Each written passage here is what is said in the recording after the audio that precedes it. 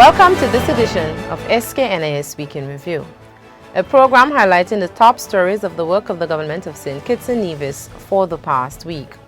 Here's a look at some of the highlights for the week of March 25th to 31st, 2022.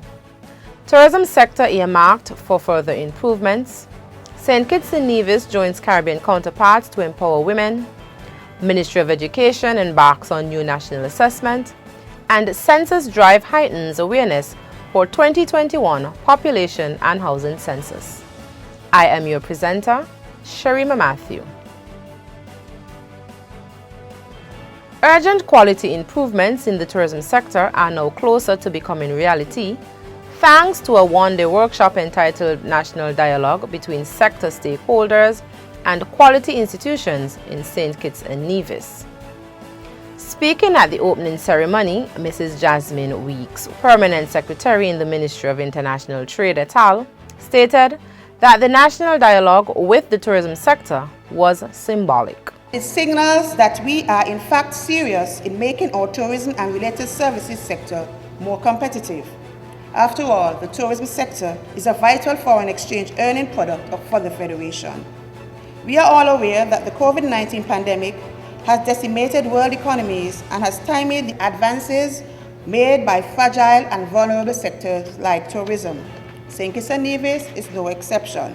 Now, with the slow but promising resumption of tourism services in this federation, it requires urgent and strategic quality improvements. Having said such, we can agree that today's initiative is therefore timely and augurs well for the tourism sector. The event was organized by the St. Kitts and Nevis Bureau of Standards in collaboration with CARICOM Regional Organization for Standards and Quality, CROSS-Q.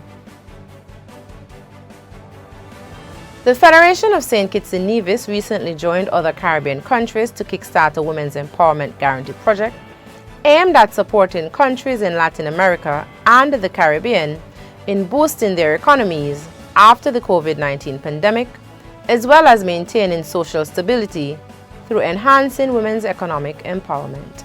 The Honorable Eugene Hamilton is the Minister of Social Development and Gender Affairs. This journey of entrepreneurial funding for micro, small and medium enterprises, as funded by our closest friend, the Taiwanese, began last year with the commencement of entrepreneurial training for women. For the first 3 cohorts in St. Kitts, 120 persons signed up. While a few may have dropped out, well over 100 completed the programs and benefited in both training and financing, covering such areas as business ideas, food and beverage, and beauty care. Minister Hamilton used the occasion to express gratitude to the government of the Republic of China, Taiwan, and encouraged women to capitalize on the project. The Ministry of Education has embarked on an initiative to further strengthen the education sector in the Federation through the rollout of a new national assessment dubbed Key Stage Assessment of Learning, referred to as CALA. During an address to the nation on March 29th, Minister of Education, the Honorable Janelle Powell, provided an update on the national assessments for the current 2021-2022 academic year and the phased introduction of CALA. Over the past 2 years, substantial work has been done in the areas of curriculum development and national assessment. During this period, we worked with great care and dedication to 1. Roll out the new enhanced curriculum. 2. Redefine the purpose of national assessment. And 3. To redesign the national assessment process. I am pleased to announce today that the Ministry of Education has made the decision to reintroduce national assessments at the primary level this year. National assessments will be administered in grades 4 and 6 for language arts and mathematics during term 3. The language arts assessment will be written on the 7th, 8th, and 9th of June, with the mathematics assessment being written on the 14th of June. The Administration of National Assessments, specifically the Test of Standards and Common Exams, were first suspended 2 years ago during the 2019-2020 academic year. That decision was taken in light of the challenges faced by parents, students, and teachers alike as the Federation grappled with school closure and the transition to virtual education in response to the COVID-19 pandemic. In related news, the Ministry of Education's new National Assessment tool, CAL, will provide a level of ease to students, teachers, and parents. Mrs. Ornella Halliday Bacchus is the Assessment Coordinator at the Curriculum Development Unit Teacher Resources Center, CDU-TRC, within the Ministry of Education. CAL promises to be an assessment that should not provide the students with that much anxiety. We are hoping that the students could come to school and their teacher would just tell them, to have a seat. We are going to be doing something today. It's an assessment. We are not expecting them to study or to prepare or invest heavily into the preparation of CAL.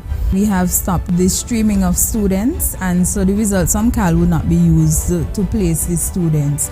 So I think that in and of itself would present some sort of relaxation for parents as to how they should go about tackling the CAL. The results from the CAL is going to be used, as Mrs. Edmead said earlier, to test the curriculum, to let us know if this new curriculum is working.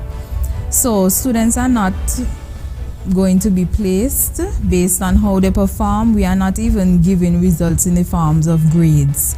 Mrs. Halliday Bacchus reflected on past sittings of Test of Standards, where parents and students as well as teachers were eager to find out what class students were placed in. She added, however, that this time around it is different. She further added that from the CAL assessments, parents will be able to find out if students require extra assistance in whatever area of learning.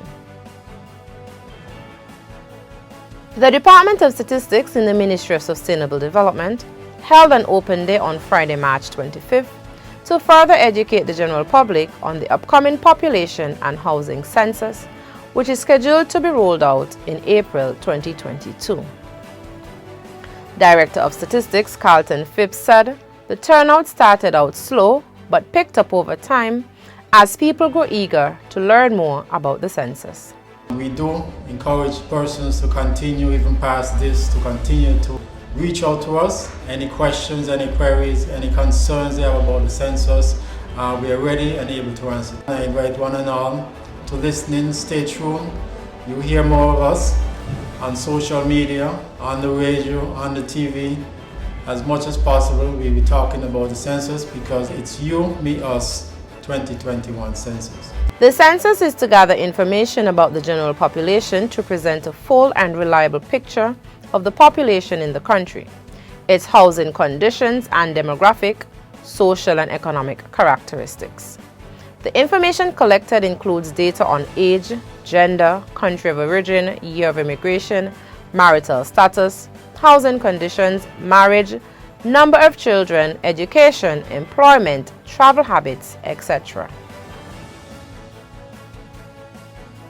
Numerous sporting facilities across St. Kitts and Nevis will soon be outfitted with new light-emitting diode LED lights as part of the government's thrust to utilize more energy-efficient and cost-effective technologies and upgrade the infrastructure available to the local sporting communities. The installation of the new sports light is a component of the ongoing project entitled the Street and Floodlight Retrofitting Project, which is financed by a loan through the Caribbean Development Bank and represents a collaborative effort between the Ministries of Sustainable Development, Finance, Public Infrastructure, and Sports, as well as St. Kitts Electricity Company and the Nevis Electricity Company.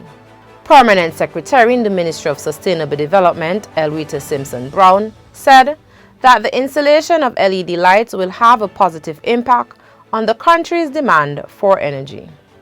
The retrofitting of the sport facilities with LED lamps will increase the energy efficiency of sport lighting, whereby reducing the electricity bill to the federal government and the Nevis Island Administration, the NIA, and facilitating the reallocation of resources to other development needs. Further, the LED supplier, the renowned Moscow Sports Lighting LLC of Iowa, USA, will assist in supervising the installation activities to ensure that the various facilities meet or exceed lighting standards for national, regional, or international sporting events. According to P.S. Simpson Brown, the investment by the federal government in upgrading the new sports light infrastructure is pegged at over EC $5.9 million.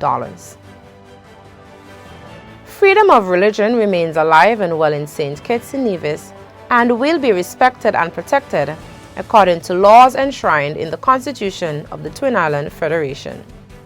The associated freedoms and other spiritually related matters were discussed on Tuesday's March 29th edition of Leadership Matters, staged under the theme St. Kitts and Nevis, One Nation Under God.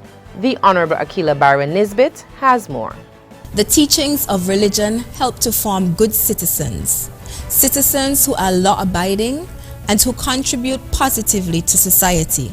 Religious freedom is evidenced by the continuing rise in the number of churches and our freedom to worship and praise without interference. God is love and God is all-inclusive, and God is about reaching everyone, every soul, every individual. Wherever you are, we meet you where you are. As you interact with people on a daily basis, as you go about your business here in St. Kitts and Nevis, as we move through these times, the pandemic and a world war that seems to be happening outside, we just have to remember who we are in God, of God, and under God. The minister was joined on the program by Prophetess Dr. Debbie Isaac of the Rivers of Living Water Christian Center, Reverend Mark Christmas, Superintendent of the Methodist Church, and Pastor Lincoln Connor of the Antioch Baptist Church. Several artists in St. Kitts and Nevis are participating in a virtual creative showcase to commemorate the Inter-American Week for the People of African Descent in the Americas. The week ran from March 21st to 25th, 2022, under the theme Stories of Courage in the Americas, Resistance to Slavery and Unity Against Racism. Pierre Liebert, Director of the Department of Youth Empowerment, St. Kitts, said that he was pleased that more than 30 pieces have been submitted to date to be part of the showcase. The showcase features in excess of 30 pieces, coming from artists ranging from the more recognized across St. Kitts, Nevis, and the emerging artists, including the youngest artist was 8 years old, who took the opportunity to display his creativity and talent. And I'm encouraged and pleased to see that young persons, especially that age, took the initiative and the opportunity to show their talent, to display their skills, and to be celebrated for it. The showcase is a collaboration between the Organization of American States, OAS, and the respective departments responsible for youth affairs on St. Kitts and Nevis. The digital showcase is posted on the Facebook page of the Organization of American States, St. Kitts and Nevis. That was the SKNIS Week in Review for March 25th to 31st. I am Sharima Matthew. See you next week as we continue to update you, the general public, on what's happening in and around the Federation.